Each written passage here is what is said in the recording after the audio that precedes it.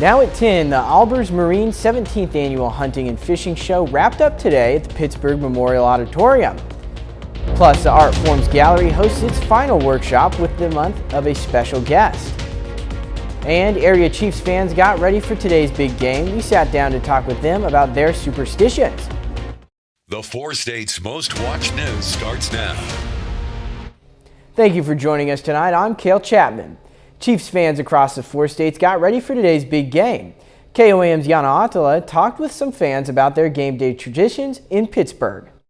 Chatters in Pittsburgh gathered some residents to support their favorite team, the Chiefs. We used to be a lot bigger in our bar side, and now it's just more about, just a smaller group, that we can enjoy it more, our team can enjoy it, and it's not as crazy. This is a place for families to come and enjoy game days. We generally all get together on our Chiefs days, and we come to Chatters, and Bria usually joins us as a family. So it's a family tradition. There's a lot of us here at the table, and we just, love coming here. This is probably the best place to come. Matching jerseys bring good luck. Since I was born, they put me in a Chiefs jersey. So, 21 years, I would say for me, or longer.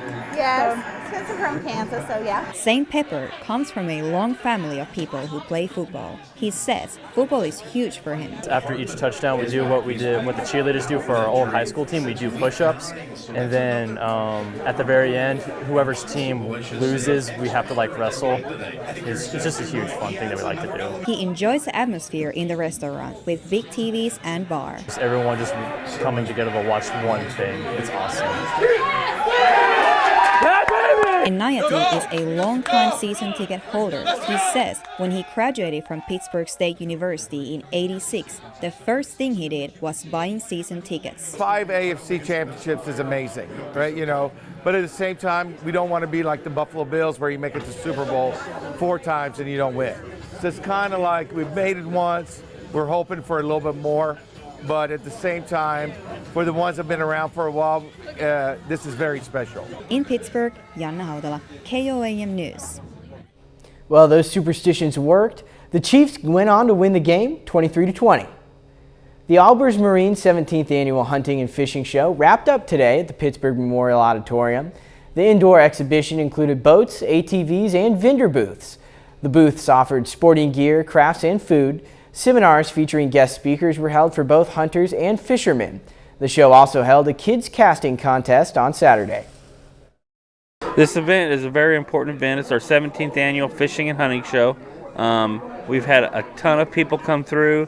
It's a new way for people to get out and see the new product, the new boats, anything from taxidermy to side-by-sides, all kinds of good stuff that's out here. The show was free to the public. The Art Forms Gallery in Pittsburgh hosted their final workshop of the month today with artist Daria Claiborne. Workshop participants were able to design their own apron with the Zimbibi batik technique. The only thing artists needed to bring was a hairdryer. I took a class on this batik technique on painting on fabric, and it's something fun to do, and I'm always looking for different areas to explore, and so chose batik. For information on next month's art workshops, you can check out the Art Forms Gallery website, artforms-gallery.com. Meteorologist Sam Lane joins us now for a first look at the weather. And it's cold weather to look at tonight with radar pretty much cleared. There are a few areas of drizzle out there. We are under a winter weather advisory in Missouri. This goes until 9 a.m. tomorrow morning. Oklahoma side, it goes until 6 a.m., but northwestern Arkansas, it goes until 6 p.m. tomorrow night. And again, that's mainly due to freezing drizzle and light freezing rain possible. In fact, let's take a look at some of the Kansas roads. We're starting to see a little bit of problems up near the Fort Scott area, but it's nothing serious at this point. And if we look at the Missouri side, we're starting to get some problems on the northern side of Jasper County. So if you're traveling this evening, just be aware of the possibility of some freezing drizzle and freezing conditions on the roadways. It's going to be a very cold night regardless, with a winter mix tomorrow. That continues into Tuesday. So we're going to call it a mixed up week, and I'll have all the details in your forecast when we return in just a little bit. Thank you, Sam. As Memphis prepares to lay Tyre Nichols to rest this week, there are growing calls for police reform around the nation. Friday night, they released the police body camera video showing his brutal beating during a traffic stop, and this prompted protests across the U.S. this weekend. On Saturday, the Memphis mayor announced the city is permanently disbanding the Scorpion crime-fighting unit that the police officers belonged to. CBS News correspondent Skylar Henry is in Memphis with the latest. He asked a question that has yet to be answered. What did I do? At this Memphis church, Sunday's service in honor of Tyre Nichols was titled, "What Did I Do?" That's one question 29-year-old Nichols could be heard asking as he pleaded with police during the violent traffic stop that led to his death 3 days later. Police tactics need to change, this is all across the board, We all have to make sure the whole law enforcement accountable. Police body camera video of the encounter was released Friday night, sparking nationwide protests into the weekend. Say his name! Tyre Nichols! The 5 officers were fired and now face second-degree murder and other charges. If there are 5 different individuals acting that way, you have to wonder whether there's a problem of culture. Additionally, several sheriff's deputies and firefighters involved in the incident have been relieved of duty, pending investigations as calls for further disciplinary measures continue. On Wednesday, the funeral service for Tyre Nichols will be held at this church after he was brutally beaten here in Memphis a little more than 3 weeks ago. There's a bill that's been sitting in Congress, the George Floyd Justice in Policing Act, that because of partisan politics has not been passed. In Washington Sunday, the Congressional Black Caucus said it wants to meet with President Biden this week to push for negotiations for reforms to the justice system. Skylar Henry, CBS News, Memphis, Tennessee. In a statement, the Congressional Black Caucus said, in part, the brutal beating of Tyre Nichols was murder and is a grim reminder that we still have a long way to go in solving systemic police violence in America. We take time now to honor a local veteran. Neil Magnuson served in the U.S. Army from 1967 to 1968 and in 1971 from 1972. The Joplin native served in Vietnam as part of the 170th Explosive Ordnance Detachment and the 287th Explosive Ordnance Detachment. Magnuson was awarded 2 Bronze Star Medals, 2 Army Commendation Medals, 6 Good Conduct Medals, and a Master EOD badge. To Master Sergeant Neil Magnuson, we thank you, our 4-state hero. And coming up, new polling shows how Americans are reacting to the handling of classified documents. Plus, an AP African American Studies course was rejected in Florida. Lawmakers and supporters reacted at a conference this weekend. Lawmakers are sounding the alarm over their lack of access to classified materials found in the homes of current and former presidents and vice presidents. The leading members of the Senate Intelligence Committee said they'd like to see what was found. This comes as new polling shows how Americans are reacting to the handling of the documents. CBS News correspondent Christian Benavidez has more.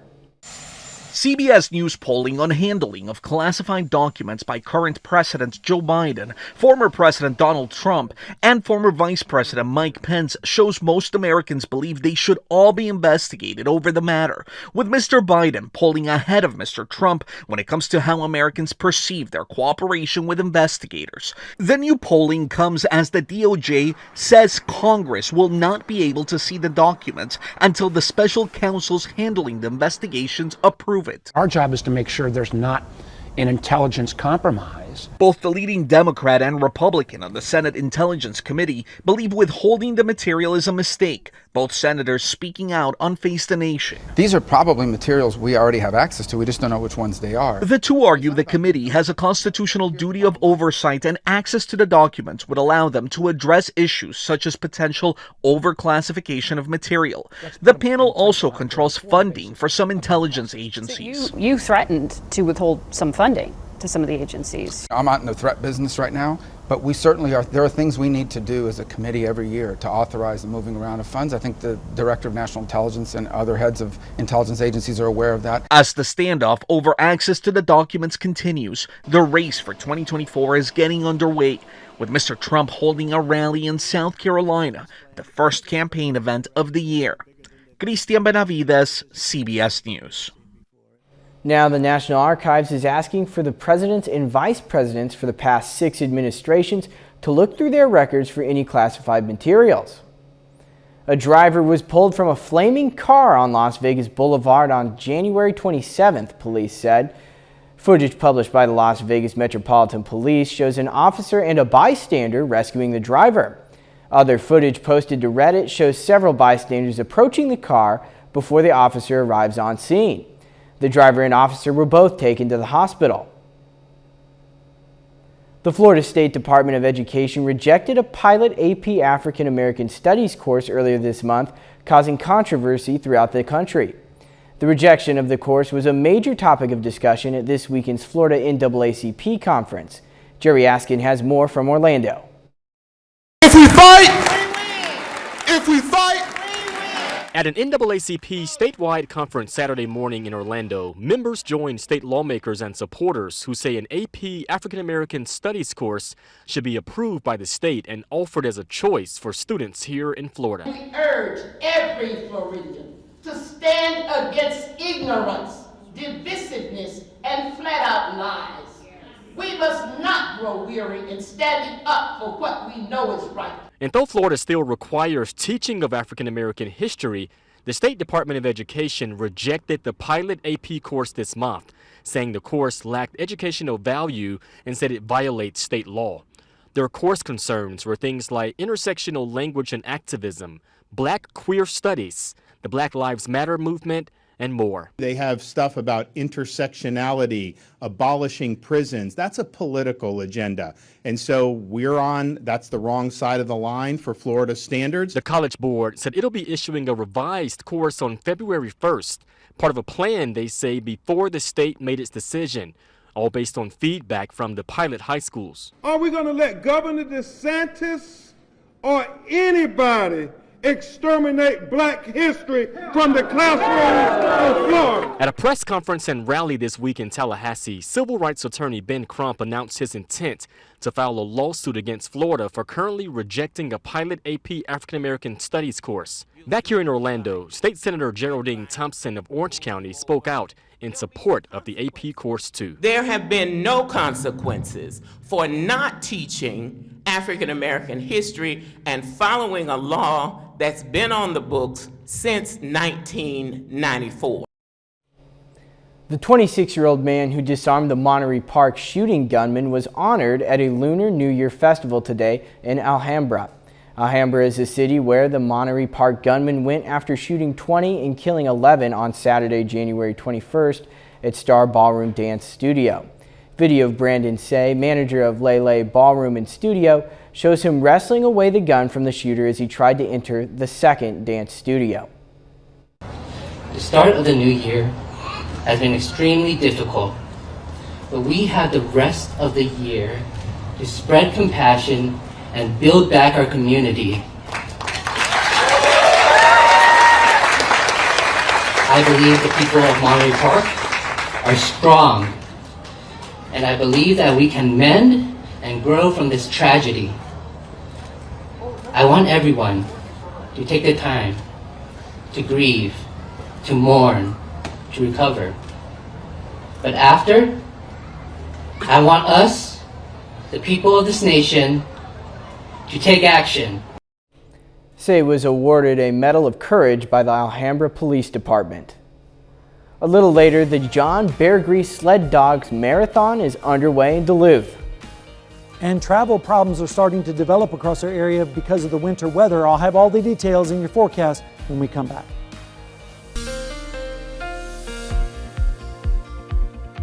All right, friends, the cold air has arrived first, and now the precipitation is arriving just in time to meet up with that cold air, and that spells travel problems. Right now, outside at Indigo Sky Casino and Resort in Seneca, Missouri, we've been watching on the tower cam. You can start to see a little bit of a glaze starting to form now in some of the parking lots there in Seneca, Missouri, and this is going to become a problem overnight and into the morning hours. So as a result, winter weather advisories are in effect. You can also see on our tower cam the ice is starting to accumulate a little bit on the lens with the light drizzle out there. We made it up to 42, but that was actually back at midnight. And this afternoon, we made it up to 22. Right now, 20 is the low, 46 and 25 are the normals Of course, we weren't anywhere close to that. Here's the winter weather advisory that's in effect for our area until 9 a.m. tomorrow. That does include the 2 southeastern Kansas counties and western Missouri.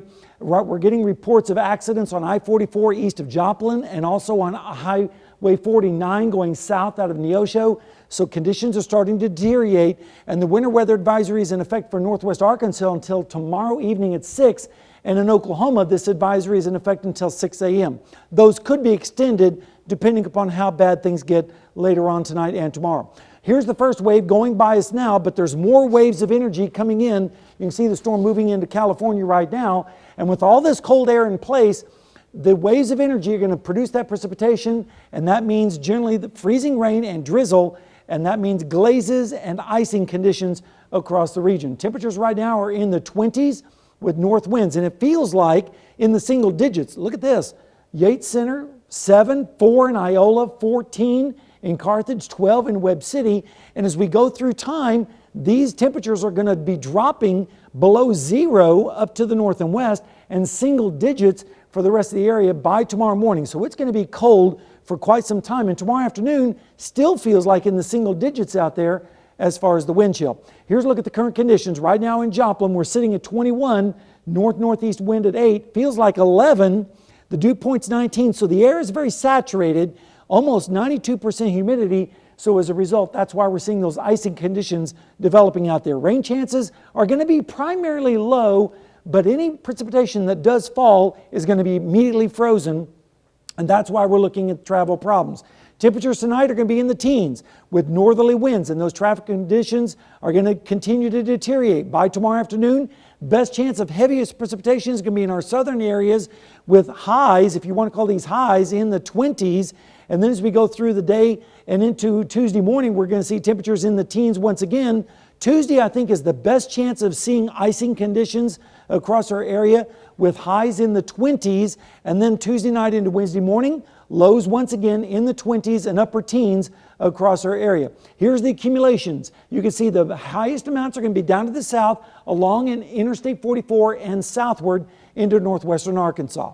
Over the next 7 days, the precipitation finally comes to an end about Thursday morning, just in time for Groundhog Day, and it doesn't look like he's going to see a shadow. Fingers crossed, because then that means spring is going to be arriving early, and spring-like temperatures next weekend with partly cloudy skies, and that continues right into the early part of next week. So who knows, maybe spring is just right around the corner. Yeah, maybe. Hopefully so, but please take it easy tonight if you're traveling, and if you don't have to travel, don't. Yeah, hopefully people can stay indoors and Absolutely. they can stay safe.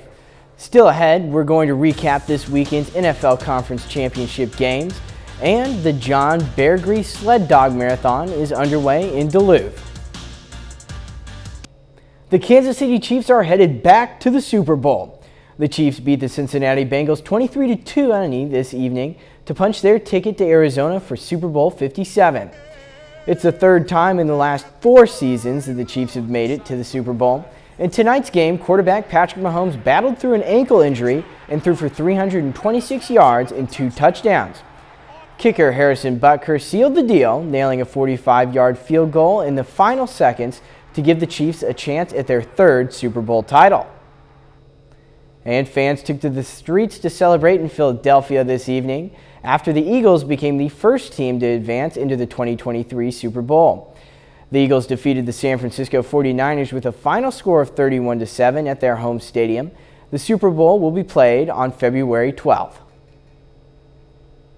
And while football season is inching toward its end, up north a different kind of competition is just hitting its stride.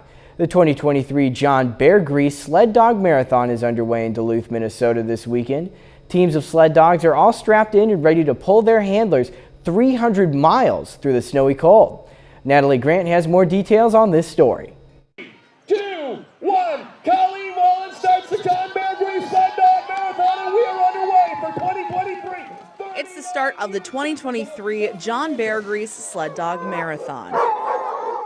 Dogs are barking and teams are busy, getting ready to hit the trails, While the energy is high, the temperatures are low. But for teams of sled dogs, this is paradise. Sunshine, cold, blue skies, like how can we ask for anything better? For longtime Bear Grease racer Jennifer Frecking, an Ely native, these temps are ideal for her Siberian Husky team. Our dogs do tend to love the cold. I mean, all sled dogs tend to perform better in cold. We say that ideal is 10 below to 10 above, and my dogs like it even colder. And there goes Jennifer Frecking. For the Freckings this year, it's a family affair, with her husband Blake as their handler and even her daughter racing in her first ever Bear Grease 40. Of course, it's Team Frecking, so this year my kids are both handling for me as well. Yeah, it's the whole Frecking team. Reigning Bear Grease champion Ryan Anderson is hoping to grab his 5th Bear Grease win this year, feeling confident in his team. We're feeling real good this year. Training's been good. We haven't seen much cold weather this year, but the dogs should acclimate just fine. 2-1, and there he goes, Ryan Anderson! And even those cold temperatures couldn't keep the smallest of fans away. How many layers have you have on, do you think? 3. Count 'em. 3? I got 2. Layering up to embrace the northern Minnesota tradition. Yeah, it's been cold, but it's been wonderful. The atmosphere they have here at Billy's is very festive, and you can grab a drink, watch the dogs, have a good time, and I think it's a great celebration of our heritage here in the Northland. Welcome to the starting line of the John Bear Grease Sled Dog Marathon. As teams embark on their 300-mile journey up the North Shore. We'll be right back with more news after this. With the Chiefs' big win today, Academy Sports and Outdoors in Joplin is giving fans the chance to get their merchandise. The store opened late tonight with a fresh selection of AFC merch. Chiefs fans lined up at the door to get their hands on some. We are super excited. We live like 2 seconds away from here, so we scraped our windshields, darted over here to get our fresh apparel. So, yeah. It's exciting, super exciting. The Chiefs will play against the Eagles in the Super Bowl on February 12th. Pretty cool. Right. Big win tonight. Big win tonight, and big cold tonight too. Oh, for sure. And we're already starting to see some traffic problems on Interstate 44 and Interstate 49. If you don't have to travel tonight, do not do so. Winter weather advisories are in effect for our area tonight, and that's going to probably continue right on through the rest of the week until we get to about Thursday, and then things start to warm up a little bit, especially as we head towards next weekend with highs in the 50s. And then next week we'll stay in the 50s, especially Tuesday with a chance of rain. So maybe spring is right around the corner, but we have to get through winter first. Yes, yeah. If you are going out to Academy tonight or you're driving home, please stay safe. Please stay home. All right, well, that's our time for tonight. Thank you for making us a part of your night.